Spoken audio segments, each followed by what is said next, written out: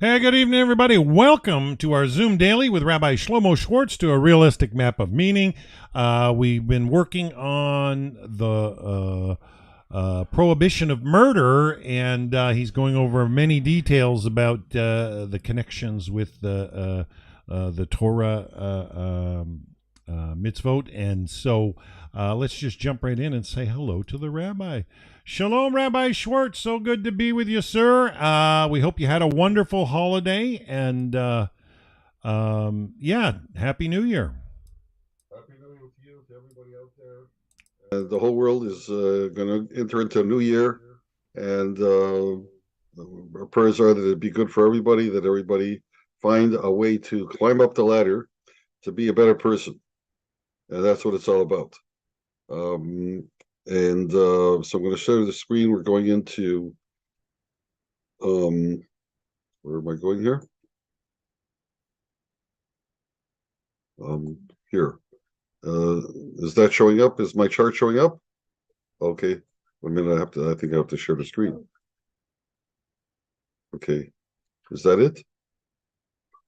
Okay. All right. So what I want to do is I put paste.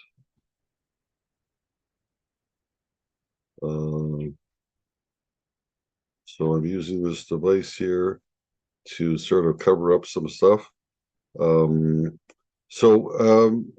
how far did we get? We did the accidental murder. Do we do not hit? Okay. Right. Okay, so the parents is really a very, very interesting thing. We have this right. Okay, so I made the point. So I didn't anybody that's joining us taking murder as a category and what makes it so terrible. Of course, you're murdering somebody. Everybody understands not to murder, but thematically, the theme. Why? What makes it so terrible? Because Hashem created people to add to the creativity that He had started with creating the whole world. By inventing or creating humans, we have the free will to create, to add to the creation. And just like everything Hashem creates is physical, it's manifest in the physical universe. What we add is not physical. We cannot create out of our minds something physical, but we do create things.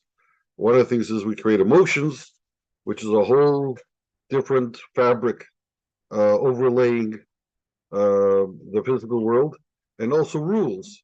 And the Torah is a set of rules, and the rules are not physical, but they govern. They instruct you how to make the best out of the physical world that you encounter and the emotional world that you encounter. So, and they're things that, Hashem gave us the Torah, but they exist in our minds. They're not physical.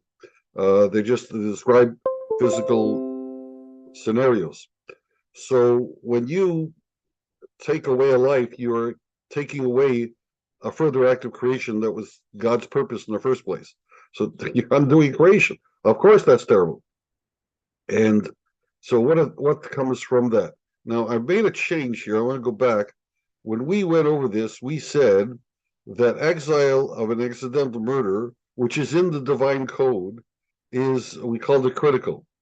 I'm going to rephrase that because I can't see that it's critical. It's not a natural outcome of the idea of not murdering, because here a murder happened. Somebody died by accident. So I didn't do it. I wasn't responsible. But we take the position that somebody who was involved, who had was a party to that event of an accidental death. Why did God put you into that scene? That's a message to you. And so there's something wrong. If there was nothing wrong, you wouldn't have been involved. So something's wrong. So as a personal catharsis or remedy for whatever was wrong, the mitzvah is to go into exile. And this is brought down in the divine code and in the chinuch that even though it was originally 6 cities of refuge. There was actually another 42, but there were 6 with the title, and the other 42 were the cities of the Levites scattered through Israel. They were all cities of refuge. If somebody ran there, they were protected from being killed by an irate relative. Of course, if they're killed by on purpose, they would take to court and be executed. So, but we don't have those cities anymore. We don't have a place that's designated this is a city refuge. Anybody living there is protected from any revenge killing or anything like that. We don't have that, but we do have the idea of exile. So they bring down that even everybody, non-Jews, Jews, everybody, anybody involved in an accidental murder should go into exile, which means leave your place of where you live and move to another place where you start a new life. That's can be quite extreme, but you were involved in a death, so like extreme thing. So that part makes sense, and it's a very interesting insight. However, I wouldn't say that it's critical to the idea of not murdering. It's incidental to it. So I put down mandatory that the divine code brings it down. It's on page 346. They discuss it. So according to them, it's mandatory, but it's not critical to the idea. It doesn't automatically flow from that idea of not murdering. Do not hit does, because do not hit is when you hit someone, you use violence against somebody. That's like a partial murder. You're taking away their freedom to act, to feel that they can act creatively and freely, and not worry about what they're doing other than that they'd be good. So you're imposing on them a fear, and fear is destructive. So I call that don't violently diminish human creativity. Now, and that's critical. That's a subset of murder. Now, when we come to parents, so you're violent. If you're hitting your parents, you're violent. You're diminishing human something, but you're not only the creativity but also the authority, and that's what makes it new by parents. Because why do you need a new law not to hit your parents? Of course, don't hit your parents. You can't hit anybody. So what do you need a new thing to hit your parents? And the answer is that it's to enlighten you that not only you diminishing a human potential creator, but you're also diminishing the whole authority.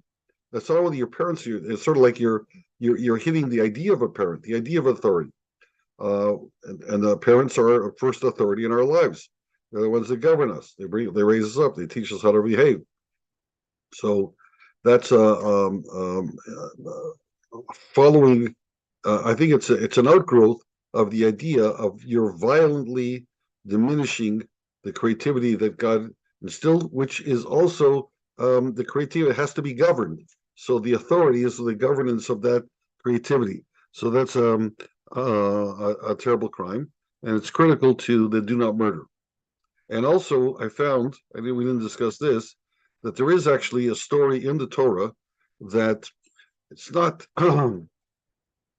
not right out loud, it's implied, that tells us about that definitely everyone should not, everyone's restricted from acting against their parents. So what's that story?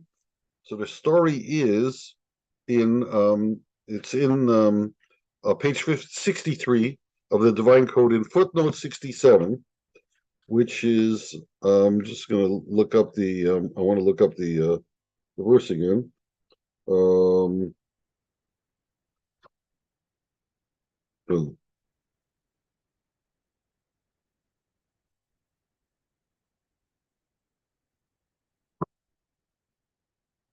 Yeah, 9:22. So in Genesis chapter 9, we have this is after the flood. And after the flood, Noah gets out of the thing. And do you remember the first thing he does when he gets out of the ark? Anybody? No, you don't remember? He plants a vineyard and he gets drunk. he he plants a vineyard and he profanes himself. He gets drunk. So he was quite a righteous man. He's he was worthy of saving. Nobody else was, but he had his faults. And sometimes we do this to ourselves. We get out of a tight spot and we celebrate. We let all our inhibitions go down. So he got drunk, and it says the way the verse describes it is that he got drunk and he became uncovered inside the tent. And Ham, his son, who is the father of Canaan, saw the nakedness of his father. I'm reading now chapter 9, verse 22. Saw the nakedness of his father, and he told his two brothers outside. And so the two brothers, Shem and Japheth, they took a robe and they placed it on their shoulder, the two of them, and they walked backwards so they wouldn't see their father's nakedness, and covered the nakedness of their father, keeping their heads facing the other way, so that so they wouldn't see. And then it says in verse 24, that Noah awoke from his wine, and it became known to him that which his youngest son had done to him. Come. And right away, he curses Canaan, who's the son of Ham. He curses Canaan, and he'll be a slave to slaves. Okay, so why? So something's missing in the verse. You can see that something's missing because Ham. What did Ham do so terrible? He told his brothers that his father's naked. So his brothers, they had an idea. They went in. They covered their father. Very nice, very respectful. And what's Canaan got to do with this? So the oral Torah fills in the gaps that Ham was more or less like this. I'm not giving you the exact details, but more or less, he took exception to his father got naked, wanted to create another family, and they felt that they were entitled. There should be no more children at that level. That the three of them were to inherit the rest of the earth. They felt empowered, so he didn't think that was right. And he called his young son Canaan, and they castrated their father. They made it so he couldn't have children anymore.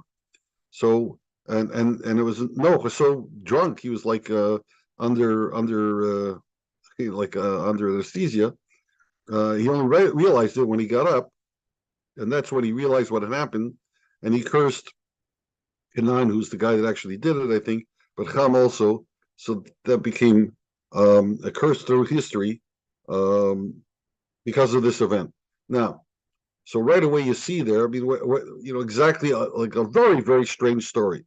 There may be many things to learn out of that, but at the very top of the surface of the story, you see that someone had violated the authority of the father. You see that Shem and Japheth, the other two sons, were so respectful of the authority that they wouldn't even look at him naked, and the other son was willing to violate the dignity and authority of the father, and got cursed for all time because of that. So you see that it was a terrible thing to do.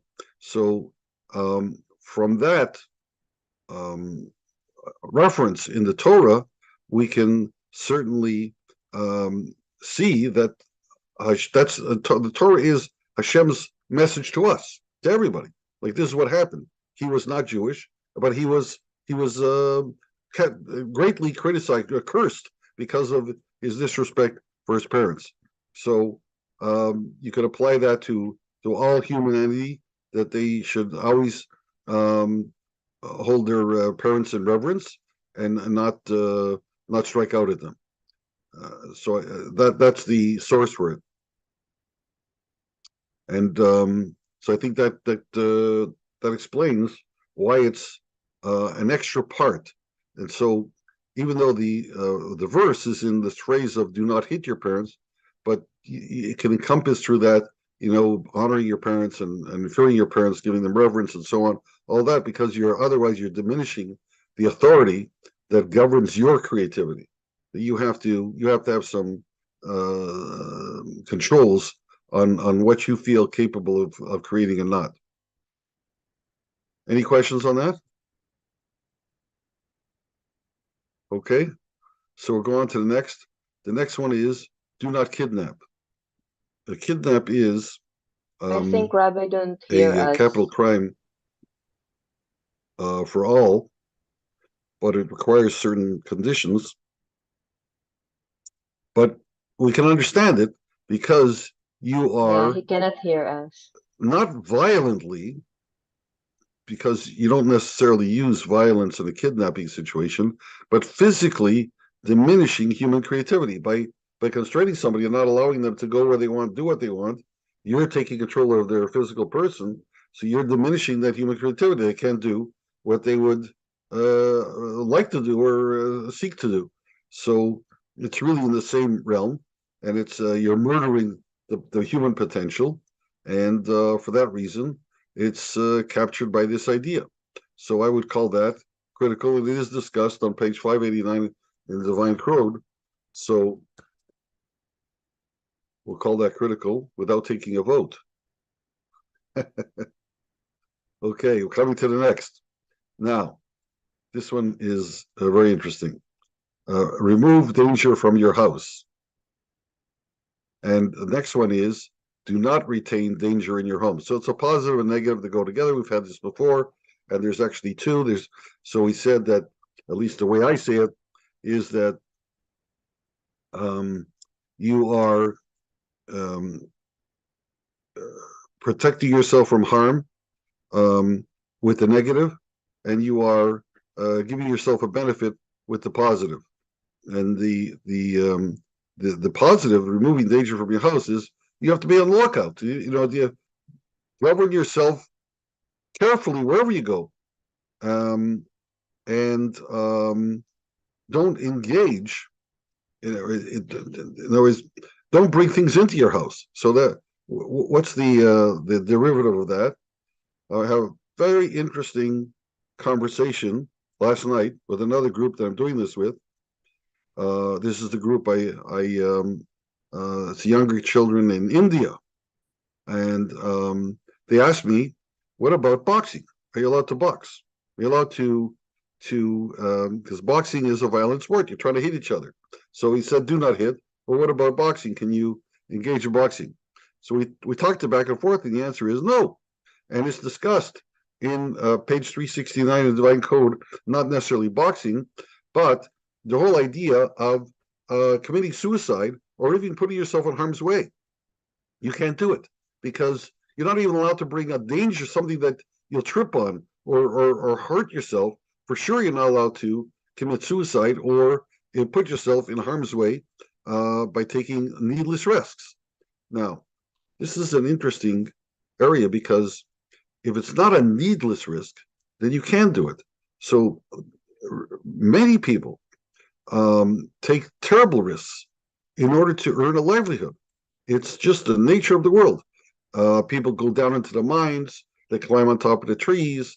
They hunt for dangerous animals. They traverse. They have to travel. They go up by sea to get fish. They take risks with storms and so on. And, it's always been the case that you have to sometimes put yourself at risk, sometimes terribly so, in order to earn a living. But without that benefit that you're going to get, you're just doing it for fun or curiosity. Why the heck are you doing that? Why would you do that? That's terrible. You are have the gift of life. Why would you put it at risk? So it's really, don't murder yourself and don't harm yourself. So when you're removing danger from your house, you're identifying physical risks to life because it could be anything could be a risk, and do not retain danger. Don't allow physical risks to life. And I would say that both of these are critical, and they are discussed in the Divine Code.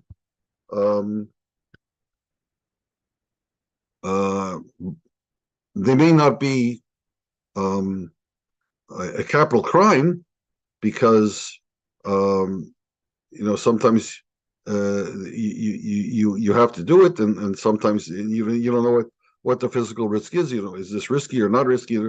But certainly, Yeah, it's a like hazard for these sure. violent sports, I am totally opposed to violent sports. It's a crazy thing. And the fact that our society uh, celebrates it, more than celebrates it. I mean, it's at the top of the heap. There's a special section in the paper to discuss it. It's crazy. It's really crazy because it is so um, it's so inimical. It's dangerous to our health. It's like a section in the paper on how to take drugs without actually dying. Something like that. Can you imagine? I hope not. So far we don't have any section of paper on the legal drugs, smoking and marijuana and so on that has been legalized, alcohol. So we don't have a section on how to do that without actually dying from it. So they leave that to yourself. They should be the same with the sports.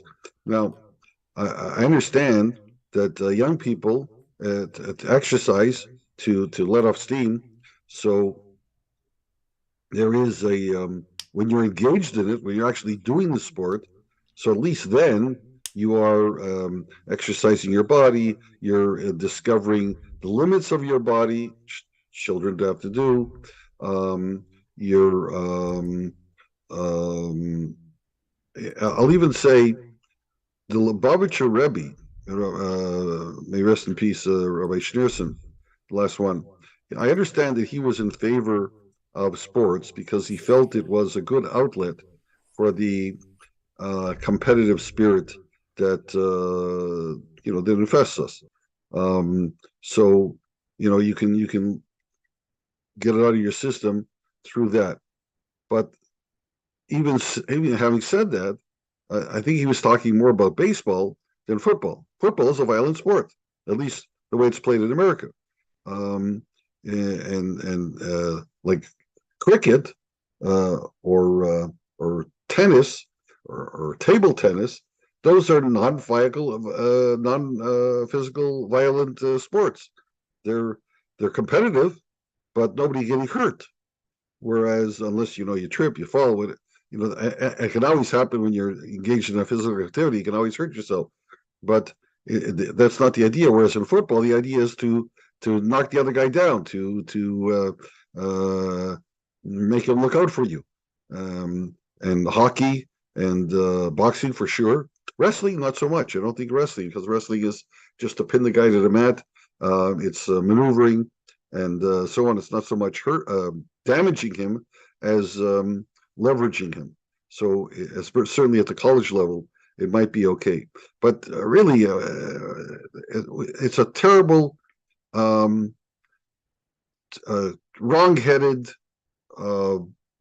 widespread craziness that affects modern life.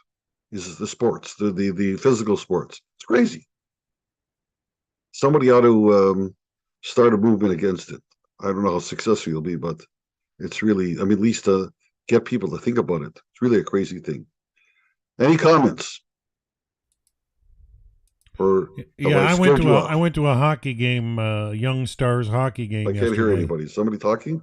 Yes. You are talking? Oh, so maybe you have a problem.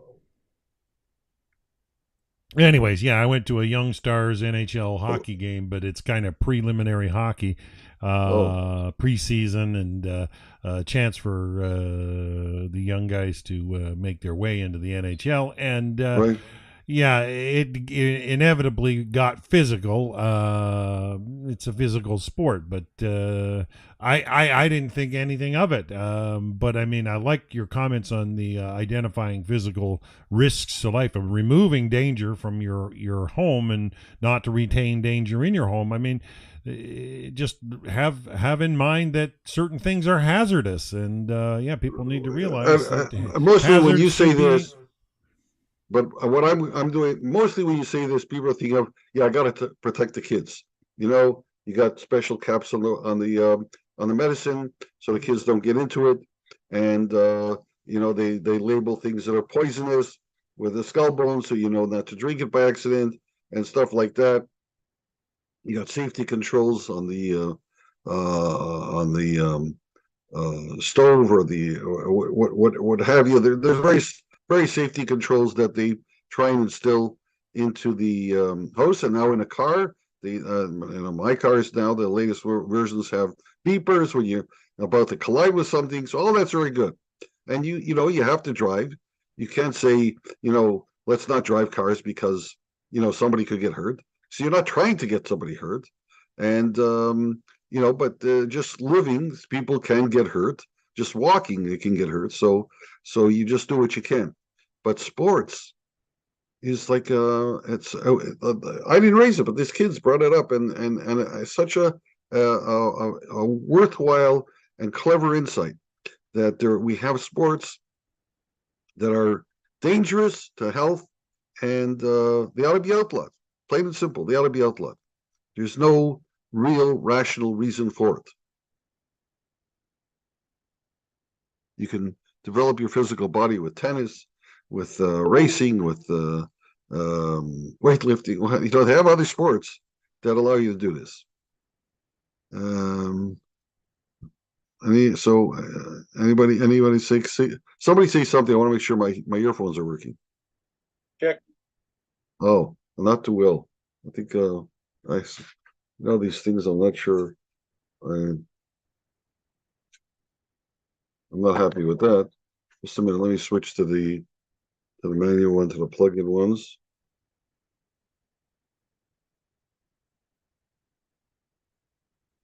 Can you try that again? Yeah, now I hear you. It's more reliable. The battery runs out. It's supposed to be good for 5 hours. I don't know. Okay. So so if nobody has anything to say, I'll leave it with that, like that.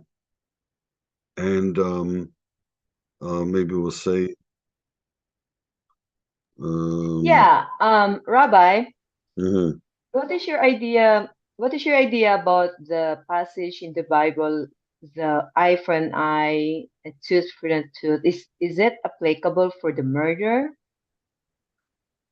No, What's the so that passage there? that was always understood. It's to mean a monetary damage. So if you if you damage somebody, so you have to pay them for the damage.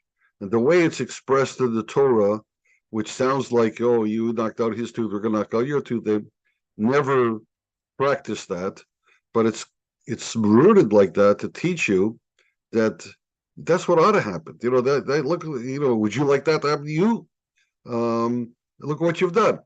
So it's sort of driving home how you can change someone's life by taking away a part of their life.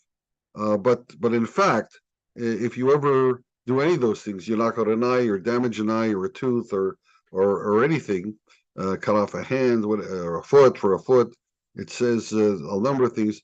It's all always been understood to mean that you have to pay the value of that damage. In other words, like like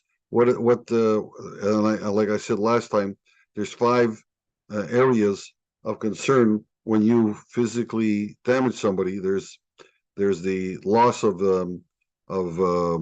long-term loss of the value.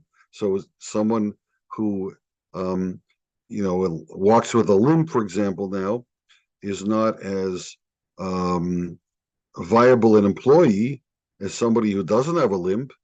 Somebody may pay more for somebody who doesn't have a limp than somebody that does. So there's that long-term value. In other words, what's the present value of all that earning power that you just lost? And then plus you couldn't go to work. You couldn't work while you were recovering from the injury. So there's that loss of employment income. And then there's the doctor's bills. You have to pay for that. So those are the three parts of the physical damage. And then there's the pain. So what would somebody pay to not to have to endure that pain? And also the embarrassment that however you're going to measure the embarrassment of somebody, either the embarrassment of limping or the embarrassment that somebody was bold enough to violate them. That itself is embarrassing. So all those have monetary values, and you have to pay. That's what you owe the guy. And that was all packed into the description of an eye for an eye and a tooth for a tooth. Okay? Yeah, thanks, Rabbi. Anything else? Everybody, there's no argument about that. Nobody suggests that they used to knock out an eye for an eye. I think everybody understands that would be quite barbaric and useless, because now you got two guys that can't see. So it was just a very graphic way of describing the harm you've done. Going on to the next one. Okay, well, that's it. So we're now up to the next one is do not withhold emergency care, and we're going to leave it like that. Right on. Well, yeah, I would recommend if you have time tomorrow, Rabbi, come in early and let's test your headphones to make sure you're hearing us, because you asked at about 20 minutes ago if anybody had any questions, and we were all trying to talk, and we realized I didn't hear you. And I got to use these things as they're wireless, which is it's useful, it's handy, and they cut out background noise.